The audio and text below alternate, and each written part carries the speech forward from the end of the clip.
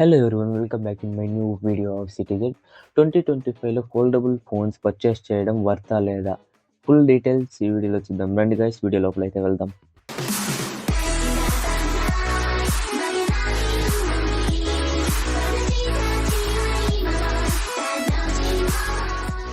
ఇప్పుడున్న టెక్నాలజీలో చాలా ఫోల్డబుల్ ఫోన్స్ అయితే ఉన్నాయి. మనం దాంతో ఒక 5 ఫోన్ల గురించి అయితే ఇప్పుడు మనం మాట్లాడుకుందాం. ఇక్కడ మనకి టాప్ 5లో చూసుకున్నట్లయితే Oppo find N3 flip 2025 edition అయితే మనకి ఇక్కడైతే ఉంది. ఈ ఫోన్ డిజైన్ చూసుకున్నట్లయితే చాలా థిన్‌గా పాకెట్ ఫ్రెండ్లీలో ఉంటుంది. దీని ప్రైసింగ్ అరౌండ్ 90,000 పడుతుంది. టాప్ 4లో అయితే హవాయి మేట్ H5 Pro ఉంది. దీని స్పెసిఫికేషన్ అయితే స్క్రీన్‌లో అయితే మనకు డిస్‌ప్లే అవుతా ఉంటది. ఇది కూడా మనకి చాలా లైట్ వెయిట్‌తో మనకైతే వస్తుంది. దీని ప్రైసింగ్ చూసుకున్నట్లయితే అరౌండ్ 1,70,000 అయితే మనకైతే పడుతుంది. నెక్స్ట్ చూసుకున్నట్లయితే మనకి గూగుల్ పిక్సెల్ ఫోల్డ్ 2 ఫోన్ అయితే ఇక్కడ మనకైతే ఉంది. దీంతో మనకి చాలా ఏఐ ఫీచర్స్ అయితే మనకి ప్రొవైడ్ చేస్తున్నారు.